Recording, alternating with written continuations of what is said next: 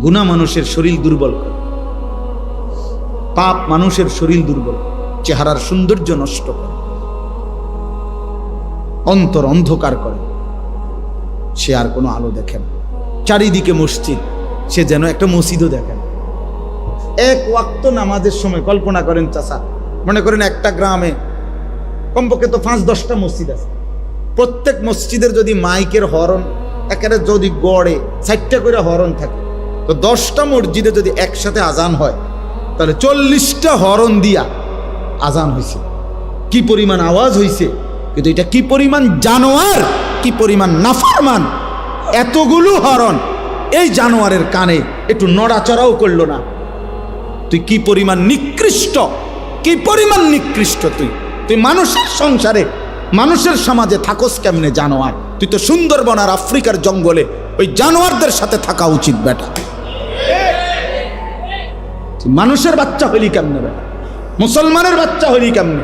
তোর আব্বা কেমনে মুসলমান, তোর মা মুসলমান, মা পবিত্র দুধ খাওয়াইছে তোরে 2টা বছর আল্লাহর নাফরমানির জন্য। বাবা তার রক্ত পানি করে কামাই করে তোমারে বড় করছে এই নাফরমানির জন্য। কি মেয়ে, এই ছেলে বলো, 14 বছর পর্যন্ত মা বাপ তোমারে পালছে, তুমি 16 বছর বয়সে সারা রাত উলঙ্গ ছবি দেখবা, এর জন্য তোমারে মা পালছে তোমারে? কি রে বেটা অসভ্য!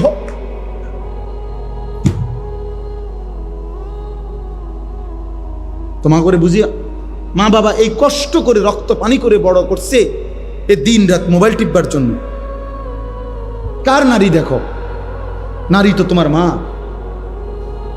নারী তো তোমার বোন, নারী তো তোমার খালা, নারী তো তোমার দাদি।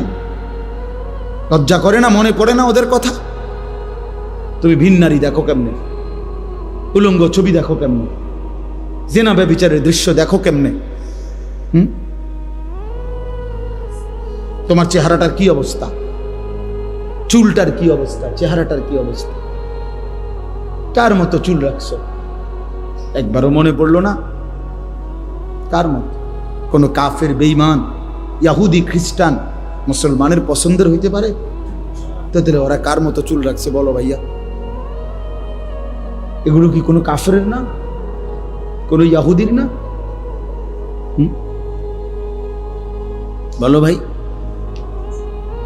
বলো। এত রুচিহীন হইলা কেন? গুনাহ এত পছন্দ হলো কেন? আল্লাহকে এইভাবে ভুলে গেলাম কেন? ইয়া আইয়ুহাল ইনসান মা গাররাকা বিরব্বিকাল কারীম। রব্বুল আলামিন বলে, হে মানুষ, আমার মতো এমন দয়ালু মেহেরবান রব, এমন মালিক থেকে কে তোমারে ধোঁকা দিল?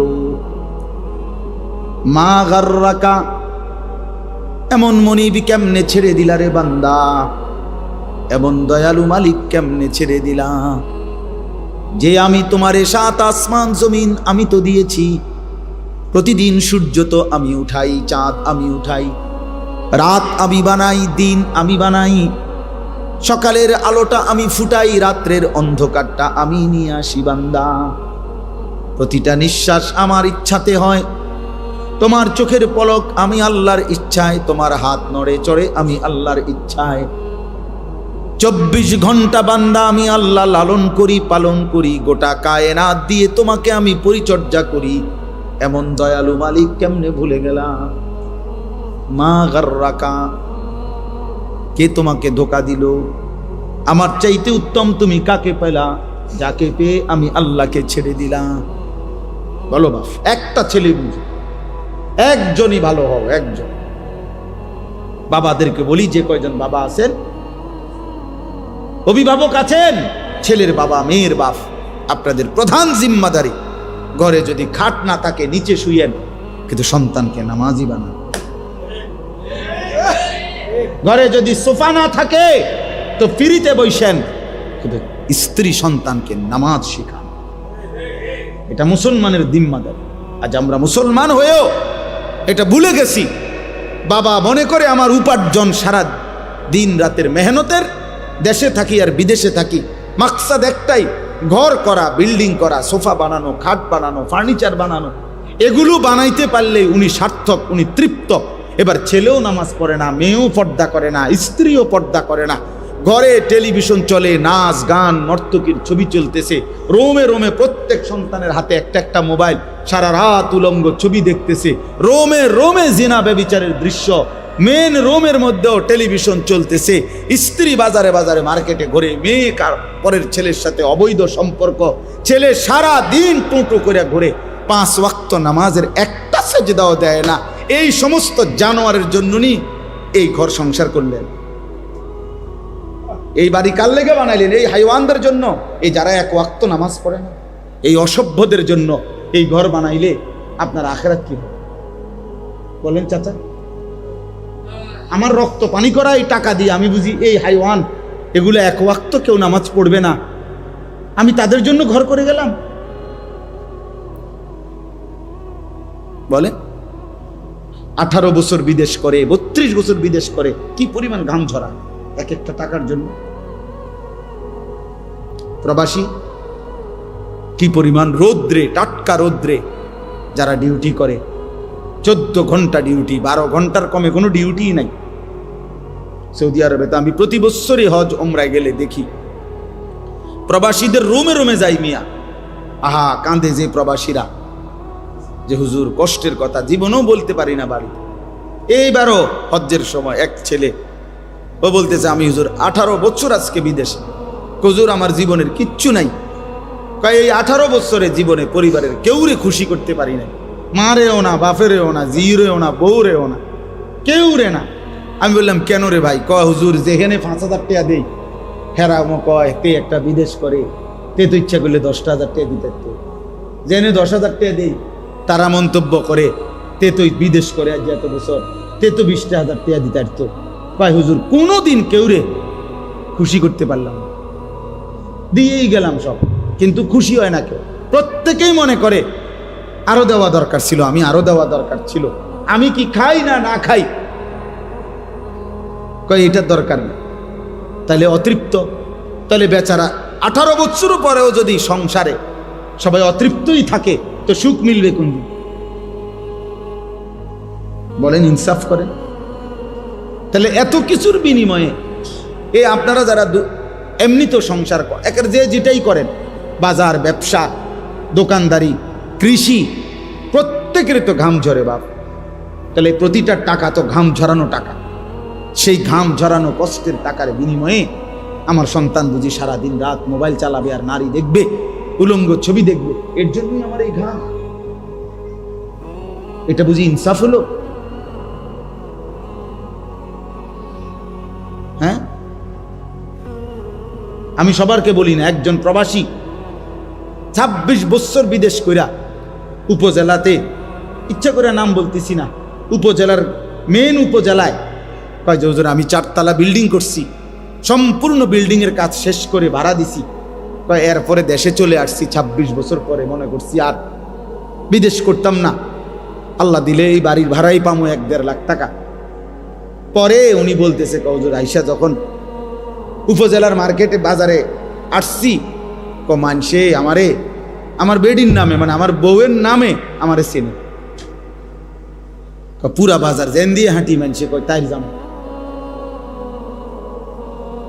আমি সবাইকে বলতেছি না, মানে উনি বলছে আমারে, উনা সবাই সব বন্ধ হয়ে গেলে পৃথিবী চলতো না, ঠিকই না বলেন না কেন?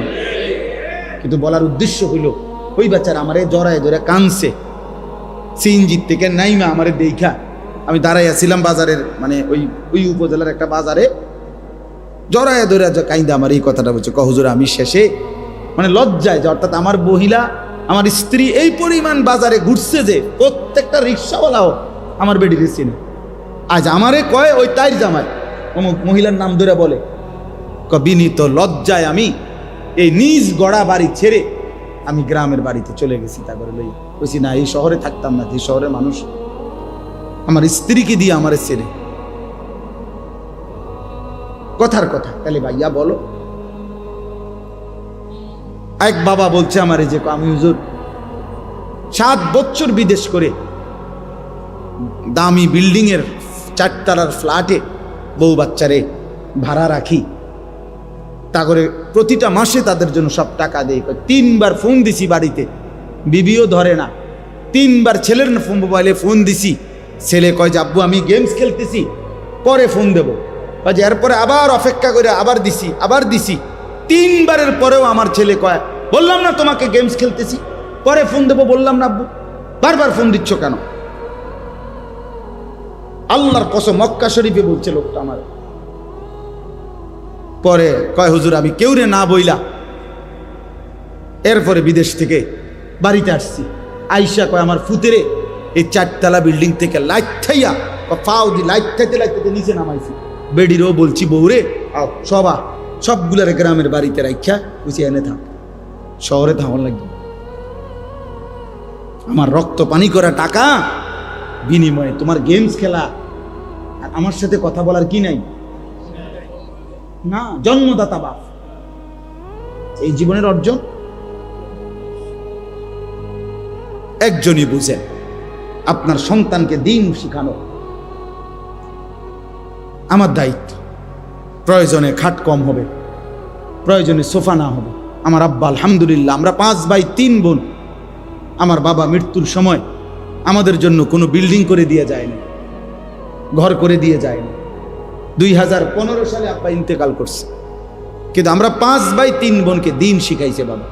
5 ভাই আলহামদুলিল্লাহ আল্লাহর দয়া আলেম হয়েছে। বিনিময়ে 2015 সালে আব্বা যখন ইন্তেকাল করছে, এখন 25 সাল, 10 বছর।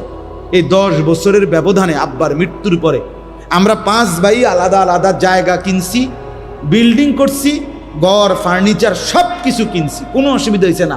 আব্বা না করে দেওয়ার পরেও এডি আমগো হইছে, কিন্তু আব্বা দিন শিখায় গেছে। এখন আল্লাহর কোরআন যদি আমি পড়ি তাহলে আমারও নেকি, খোদার কসম আমার আব্বার কবরও নেকি। আমার আব্বাও লাভ, আমিও। কি আমার বাপে লাভ না?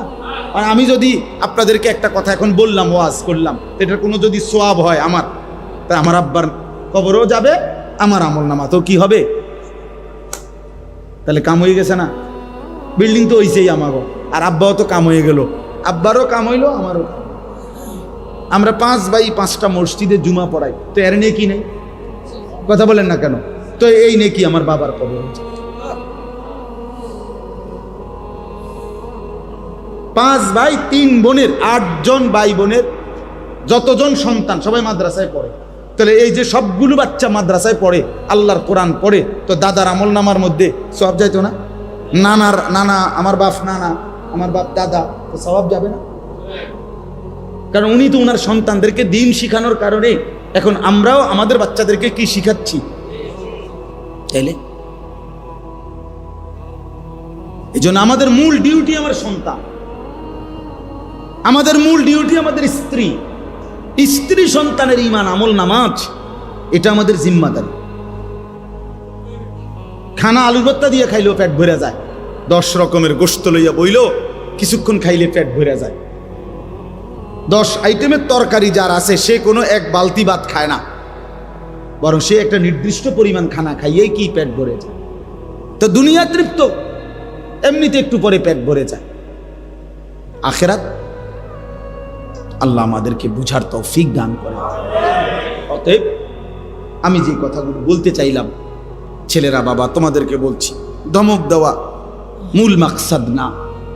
তোমার সাথে কোনো ঝগড়া করে আসি নাই আমি, না তোমার সাথে কোনো ঝগড়া করতেছি, তো তোমারে মনে করাই না। তোমরা যে কয়জন ছেলে বসছো, তোমাদের এই ছেলেদের মধ্যে অধিকাংশেরই চেহারা বলছে তোমরা নামাজ পড়ো না। আমার বাপ কেন নামাজ পড়ো না? আল্লাহকে ভুলে থাকার মধ্যে কি স্বার্থ? নবী সাল্লাল্লাহু আলাইহি ওয়াসাল্লাম স্পষ্ট হাদিসে বলছে, সবাইকে বলি, আল্লাহর নবী বলছেন 2টা নামাজ জামাতের সাথে পড়ে না ওই ব্যক্তি, খোদার কসম নবী বলছে যে মুনাফিক। লা ইয়াশহাদুহুমা মুনাফিকুন, বিশুদ্ধ হাদিস। নবীজি বলছে মুনাফিক এই 2 নামাজে আসে না, এক হলো ইশার নামাজ, এক হলো ফজরের নামাজ। আল্লাহর নবী সাল্লাল্লাহু আলাইহি ওয়াসাল্লাম ইশার নামাজ এবং ফজরের নামাজের জামাত যে পড়ে না, রাসূল বলছে স্পষ্ট এটা মুনাফিক। হযরত আব্দুল্লাহ ইবনে ওমর রাদিয়াল্লাহু তাআলার ছেলে আব্দুল্লাহ ইবনে ওমর বলেন যে আমরা নবীজির জামানায় যে ফজরের নামাজে অনুপস্থিত থাকতো, আল্লাহর কসম তিনি বলেন আমরা নবীজির জামানায় তাকে মুনাফিক হিসাবেই ধারণা করতাম। ফজরের নামাজ যে পড়ে, বুঝছো ভাইয়া? হ্যাঁ, হযরত আব্দুল্লাহ ইবনে মাসউদ বলেন রাদিয়াল্লাহু তাআলা আনহু, তিনি বলেন আমরা নবীজির জামানায় চিহ্নিত মুনাফিক যারা, ঘোষিত মুনাফিক, চিহ্নিত, যেমন আব্দুল্লাহ ইবনে উবাই চিহ্নিত মুনাফিক ছিল, যে চিহ্নিত মুনাফিকরাও ফজরের নামাজের জামাতে আসতো এই লজ্জায় যে মানুষ তো ডাইরেক্ট মুনাফিক ডাকবে, এই জন্য লুকাইবার জন্য, মানে সে যে মুনাফিক এটা যেন সে না বোঝে, এটা লুকাবার জন্য হলেও নবীর জামানায় চিহ্নিত মুনাফিকরাও ফজরের নামাজের জামাতে আসে। তাহলে তুমি মোমেন, এবার তোমার হালাত কি বলেন? বলেন। আল্লাহ নবী সাল্লাল্লাহু আলাইহি সাল্লাম বলেন ফজরের নামাজ যে পড়ে না সে খবিস, খবিস, খবিস। হাদিস এটা স্পষ্ট, খবিসান নফস, শুধু খবিস না, রাসূল বলছে তার কলজাটা, তার ভিতরটাও খবিস, তার ভিতরটা শুদ্ধ খবিস। এই খবিস একেবারে খবিস। আর খবিস থাকে কোথায়? টয়লেটে। খবিসের মূল ঠিকানা কোথায় জানেন? টয়লেটে, পেশাব পায়খানা। কেমনে বুঝলেন? নবীজি সাল্লাল্লাহু আলাইহি সাল্লামের আমল ছিল, তিনি টয়লেট বাথরুমে ঢুকতে পানাহ দোয়া পড়তেন, যেটা এই দোয়ার অর্থই হলো আল্লাহ আমি খবিস থেকে কি চাই? পানাহ চাই। তাহলে বোঝা গেল খবিস কোথায় থাকে। তো নারে এই কথা বলতেন কেন? বিসমিল্লাহ আল্লাহুম্মা ইন্নী আউযু বিকা মিনাল খুবুসি ওয়াল খাবাইস। তাহলে বোঝা গেল খবিস কোথায় থাকে। এই জন্য এই বেনামাজি ফজর পড়ে না যেগুলো অপদার্থ, এগুলো যখন ঘুম থেকে ওঠে এটি মূলত বাথরুমের থেকে ওঠে, বাথরুমের টাঙ্কির থেকে ওঠে। এদের সারা দেহে পায়খানা, এদের সারা দেহে পেশাব। আচ্ছা, আরো প্রমাণ শুনেন। আল্লাহ নবী সাল্লাল্লাহু আলাইহি সাল্লাম বলেন যে ফজরের নামাজ পড়ে নাই, ঘুমায়েছিল, আল্লাহ রাসূল সাল্লাল্লাহু আলাইহি ওয়াসাল্লাম বলেন যাকা রাজুলুন বালাশ শাইতানু ফি উযুনাইহি। নবীজি বলেন এটা এমন লোক যার দুই কানে শয়তান পেশাব করে দিয়েছে। শয়তান তার দুই কানে মুইতা দিছে। এর শয়তান তো 6 মাসের বাচ্চা, ঠিক না? বুঝেন না এমনি কথা? শয়তান কি 6 মাসের বাচ্চা যে পেশাব অল্প করবে? শয়তান তো অনেক বয়স্ক, তার পেশাবও তো বেশি। তাহলে শয়তান কারো গায়ে মুতলে তার তো তোষক শুদ্ধ বিজ্জা যায়, তার শরীর তো ভাসে ভাসেই, তোষক শুদ্ধ কি? ছি ছি ছি ছি ছি, বেটা লজ্জা থাকা উচিত, ভাই হায়া থাকা উচিত। এই জন্য আল্লাহ রাসূল সাল্লাল্লাহু আলাইহি সাল্লাম বলছে যারা লজ্জা নাই সে যা ইচ্ছা তাই করে, যা তোকে ছেড়ে দিলাম। ইজা লাম তাস্তাহি ফাসনা মা শি'তা। হাদিস নবীজি বলছে তোমার লজ্জা নাই, ফাসনা মা শি'তা, যা যা মন চায় তাই করে, তোর ব্যাপার, যা বেটা তোকে ছেড়ে দিলাম, বেটা যা, তোর যা মন চায়। তোর মন চাইলে দাঁড়াইয়া মতো, মন চাইলে হাঁটতে হাঁটতে মতো, মন না চাইলে মন চাইলে বৈশা মতো, যেটা মন চাইলে। তোর তো যেহেতু শরমে নাই, লজ্জাই নাই, এই জন্য হায়া। আল্লাহকে কিভাবে দাঁড়াবো আমরা? বাবা রাসূলুল্লাহ সাল্লাল্লাহু আলাইহি সাল্লাম সুপারিশ করবেন, এ কথা কোনো সন্দেহ নাই। সন্দেহ আছে? কিন্তু এই কথার মানে কি? এই কথার মানে এই যে নবী কি এই কথাই তো বুঝাইছেন নাকি যে মৃত্যু পর্যন্ত তুমি গুনাহ করতে থাকো, গুনার উপরেই তুমি আইসো কবরে, আমি তোমারে সুপারিশ করে জান্নাত দেব, এটাই তো অর্থ না? কথা বলেন না কেন? এটাই তো তিনি বুঝাইতে চাইছেন। তাইলে তিনি চোখের পানি ফেললেন কেন? কাঁদলেন কেন? তায়েফে পাথর আঘাত হলের কারণ তিনি এই আমলের কথা বললেন কেন? 23 বছরে আল্লাহর বিধান তালে বললেন কেন? এটি কিছুই তো বলার দরকার ছিল না। তোমরা যে যাই করো করো, করতে থাকো, হাসরে আমার সামনে আইসো, আমি জান্নাত দিয়ে দেব, এটাই সুপারিশ? তাইলে ইসলাম কি? কোরআন কি? আল্লাহর হুকুম তাইলে কি? হালাল হারামের পার্থক্য কি? তাইলে জায়েজ না জায়েজের পার্থক্য কি? এটি কি তাইলে? এগুলা কি বলেন? এই জন্য এটা বোঝা উচিত, আমাদের ভাবা উচিত, এটা ভাবা উচিত, আমাদের এটা ইনসাফের সাথে ভাবা উচিত। এই জন্য আজকে আমাদের কথার খুলাসা, কোনোভাবে ভাইয়া গুনাহের রাস্তা, শয়তানের রাস্তা, সে পথে যাওয়া যাবে না। আল্লাহ তাআলা এখানে এটাই বলছেন। এবার শুনেন, আমার তর্জমাটা বলি। 18 নম্বর পারা, 24 নম্বর সূরা, সূরা নূর, এই সূরার 21 নম্বর আয়াত আমি পড়ছি। এই আর শুধু এই আয়াতের তর্জমা বলি, তাইলে শেষ কথা ইনশাআল্লাহ। আল্লাহ তাআলা বলেন, ইয়া আইয়ুহাল্লাযীনা আমানু, হে ঈমানদারগণ। তাহলে হে মুমিনগণ। এখন বলেন, এখানে এই ডাকের মধ্যে নাই কে? বুঝেন না কথা? হে ঈমানদারগণ এ কথা বলে আল্লাহ ডাক দিয়েছেন। এখন এই ডাকের মধ্যে আমি নাই, এমন আছে কেউ? আমরা এনে বুঝেন নাই কথাটা?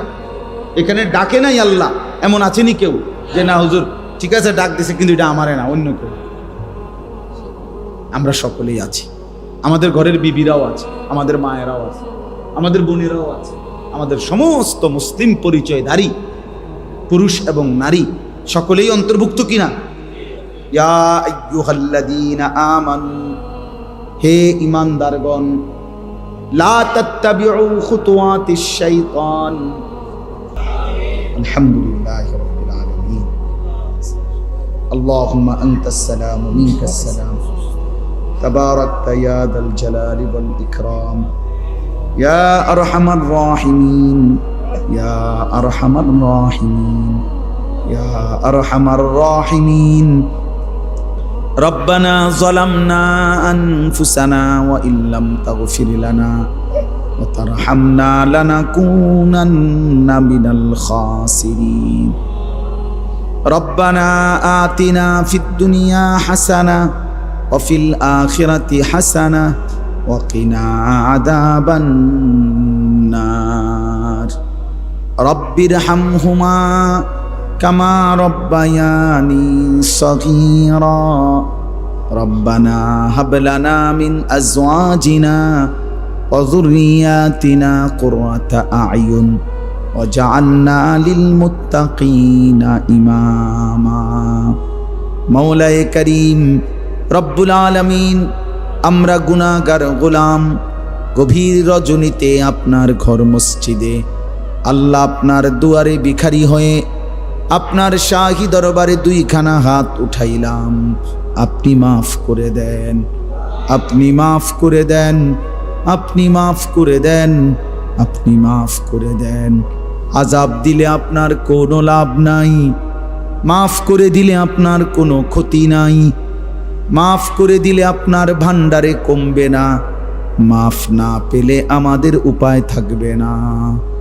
জাহান্নামের আযাবে জ্বলা সম্ভব হবে না, কবরের আযাব সইতে পারবো না। মাওলা মাফ করে দেন, মাফ করে দেন। আল্লাহ আমাকেই মাফ করে দেন, আমার এই বাবা ভাইদেরকে মাফ করে দেন, কিশোর নওজোয়ান ছেলেগুলোকে মাফ করে দেন। ওরা বোঝে নাই মাওলা, ওরা বোঝে নাই মাওলা। ভুল তো করে ফেলেছে, আপনি মাফ করে দেন। নামাজ তো ছেড়ে দিয়েছে অনেক দিন, আপনি মাফ করে দেন। ফিরে আসবার তৌফিক দেন। আল্লাহ আপনি তো দিলের মালিক, আপনি তো দিলের মালিক। আপনি ছেলেগুলোকে নামাজি বানিয়ে দেন। আপনি চাইলেই এরা সেজদা দিবে মাওলা, আপনি চাইলেই এদের জিন্দেগি বদলে যাবে মাওলা। ইয়া মুকাল্লিবাল কুলুব সাব্বিত কুলুবাহুম আলা দীনিক। আল্লাহ আপনি চেয়েছেন বলেই তো ওমর বদলে গেছে, আপনি চেয়েছেন বলেই তো হাজারো সাহাবী বদলে গেছে মাওলা। আল্লাহ এদের মা তো মুসলমান, বাবা তো মুসলমান, এদেরকেও পুরা দিনদার হিসাবে কবুল করে নেন। আল্লাহ একটা ছেলেকে বঞ্চিত করবেন না মাওলা। আল্লাহ এই কিশোর নওজোয়ান ছেলেগুলো ভালোবেসেই এসেছে মাওলা, আপনার ঘরেই বসেছে মাওলা, আপনার কথাই শুনেছে মাওলা। আল্লাহ আপনি একটা একটা ছেলেকে বদলে দেন, বদলে দেন মাওলা, বদলে দেন মাওলা।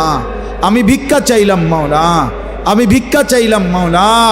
আল্লাহ সেজদাওয়ালা কপাল বানিয়ে দেন, কাঁদনেওয়ালা চোখ বানিয়ে দেন, জিকিরওয়ালা জবান বানিয়ে দেন, মোহব্বতওয়ালা দিল বানিয়ে দেন, সুন্নতওয়ালা জীবন বানিয়ে দেন।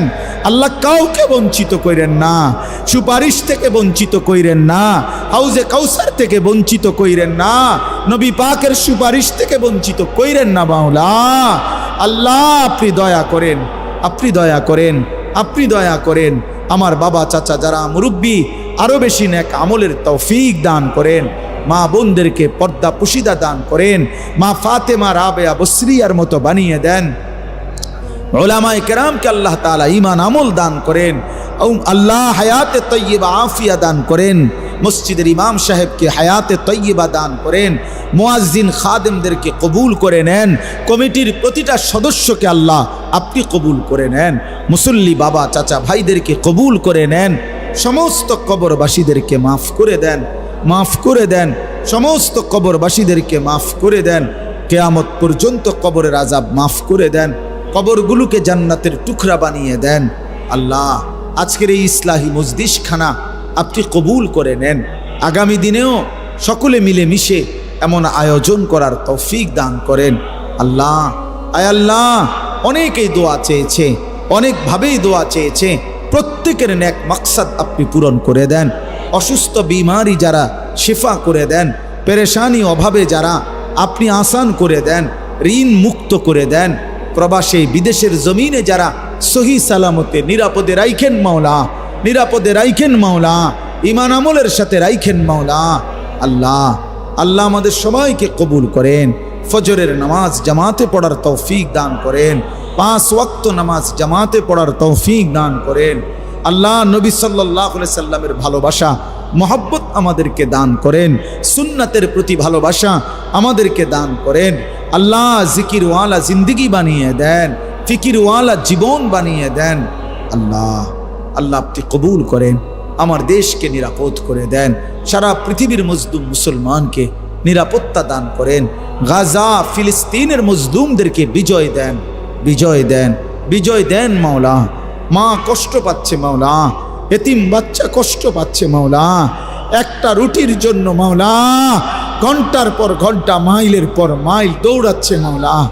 মাওলা আপনি রহম করেন মাওলা। আয় মাওলা আপনি দয়া করেন মাওলা। এ দৃশ্য মেনে নেওয়া যায় না মাওলা। মাওলা আমার কিছু করার থাকলে আমাকেই নেন মাওলা, আমাকেই নেন মাওলা।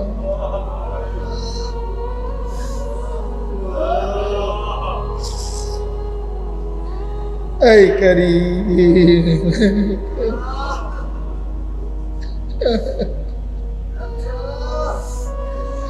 আল্লাহ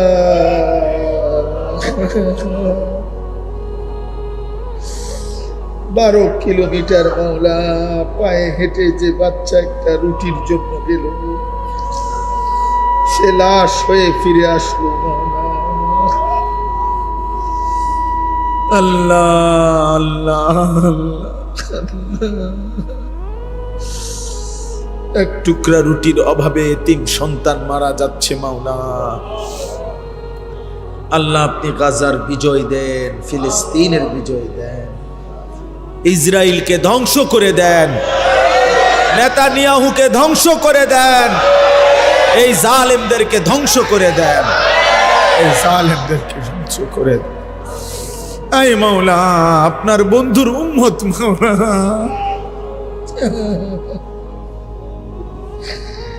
আপনার মদিনার বন্ধুর উম্মত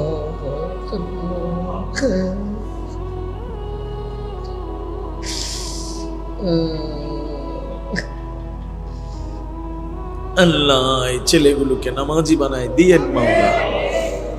এদের চুল সুন্দর করে দেন, এদের চেহারা সুন্দর, এদের দাড়ি সুন্দর করে দেন, এদের আখলাক সুন্দর করে দেন। আগামী দিনে ইমাম মাহাদির সৈনিক হওয়ার তৌফিক দেন। দাজ্জালের বিরুদ্ধে লড়বার হিম্মত দান করেন।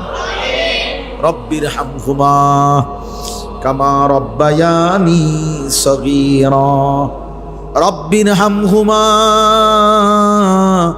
কামা রব্বায়ানি সগীরা। সাল্লাল্লাহু তাআলা আলা খাইর খালকিহি মুহাম্মাদিন ওয়া আলিহি ওয়া আসহাবিহি আজমাইন। সুবহান রাব্বিকা রাব্বিল ইজ্জাতি আম্মা ইয়াসিফুন ওয়া সালামুন আলাল মুরসালিন ওয়ালহামদুলিল্লাহি রাব্বিল আলামিন।